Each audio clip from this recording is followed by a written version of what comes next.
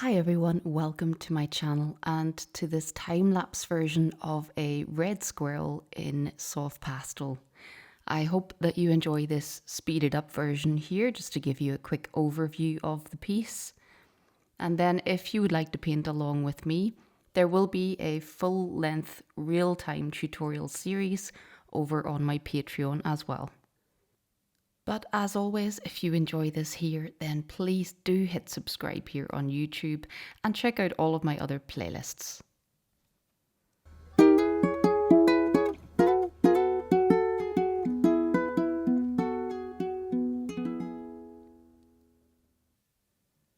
This piece is on the Canson velvet paper and I'm working at about 14 inches by 15 inches just off square.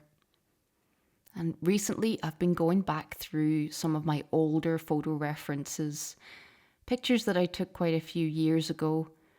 And this is another one that I have opened up on my computer screen so many times over the years with the intention to try and crop it, find a nice composition. And then several times I've given up and closed it again and not bothered following through. Well, recently I've been working on a few wildlife pieces based on older photographs. And this time I decided, okay, we're definitely going to find the nice composition that I know is hiding in here.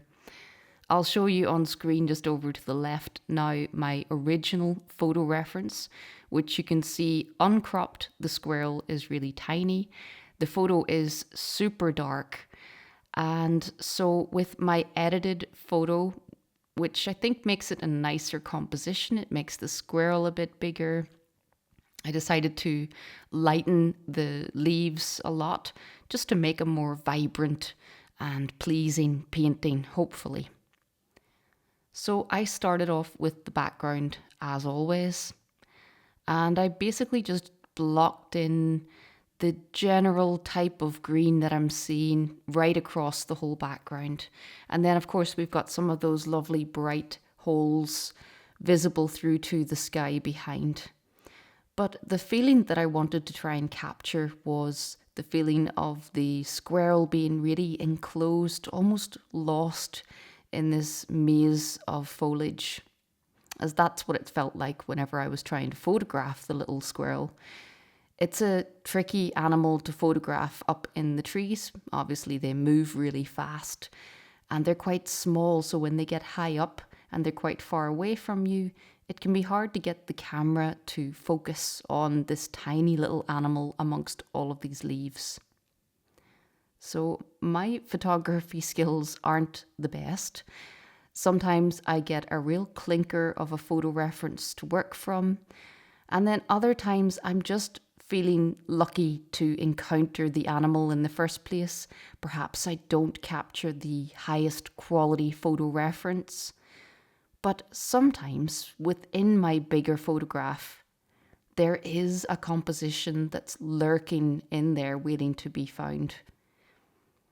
And I really like the challenge of that. So as nice as it is to work from excellent quality photo reference taken by professionals, sometimes I almost prefer the challenge of trying to bring out my own vision from my own reference image, even if that means having to use quite a lot of artistic license in the process. So bit by bit, I tried to layer up the effect of the leaves without going into too much detail on each leaf. It's already quite a busy pattern, and I decided to try my best to just leave it at the general shapes and the sort of light and shade that we're getting coming through the leaves. So I spent a good bit of time on this though. The background did take me quite a while just because there are a lot of leaves to try and shape.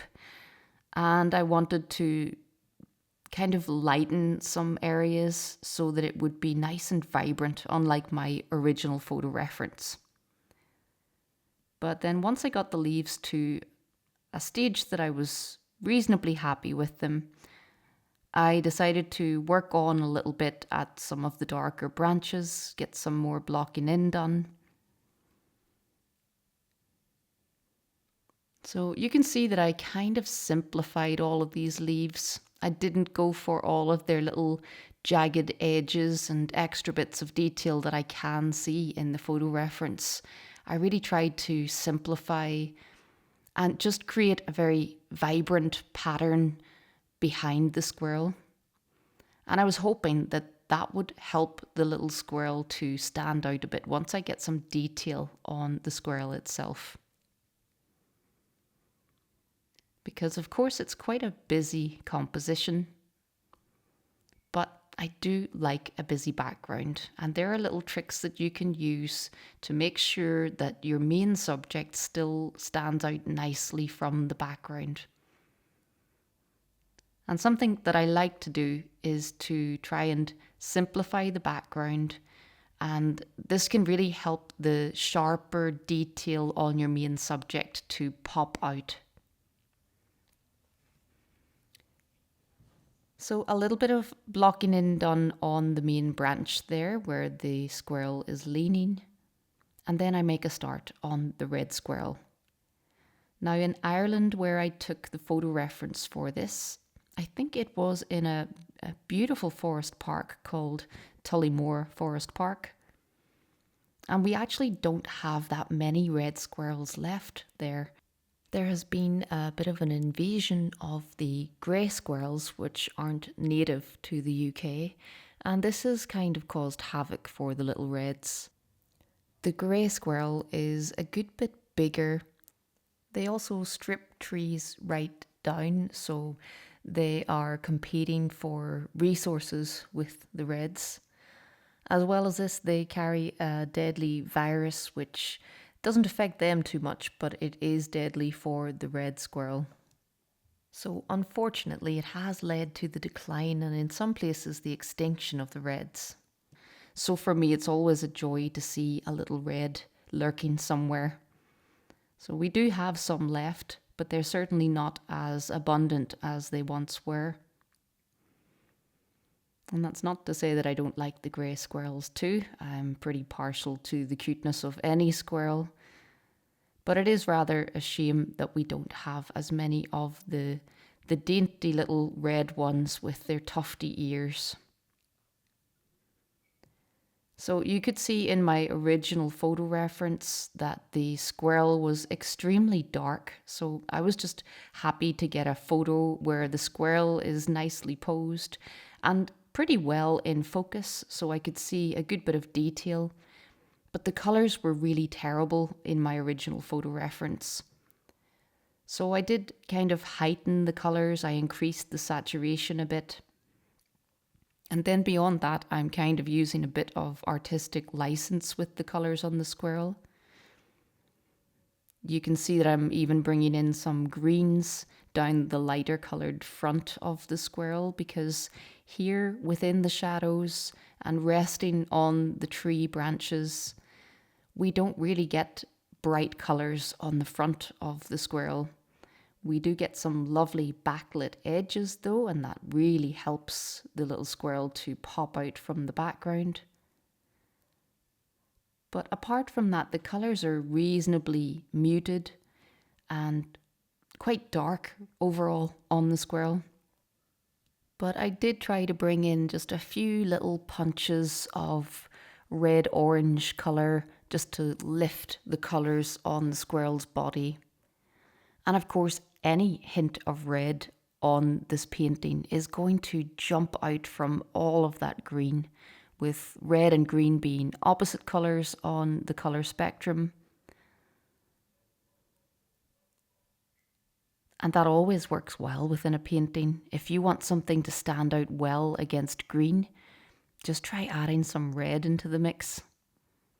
And vice versa, of course. So that was one of the things that attracted me to the photo reference. I knew that I could play on that lovely complementary colour scheme going on with the little red squirrel and all of the surrounding greens. And then really the final thing to look at was the branches and the tree trunk. You can also see that I simplified this as well. I didn't include all of the branches that I can see. I just tried to remove some of the branches that weren't really adding much to the composition. So like I often do, I'm making use of photo reference that is far from perfect, and I'm making lots of changes to my photograph to try and coax out a better painting. And I really enjoy that process. This is something that I will talk about a lot in the tutorial series for this one. So there will be a full real-time series if you'd like to either paint along with me or just watch along and pick up some really helpful tips and techniques, especially when it comes to bringing more of the potential out of your photo references. So I'll add links to my Patreon channel in the description below, where you'll find all of my real-time tutorials and lots more.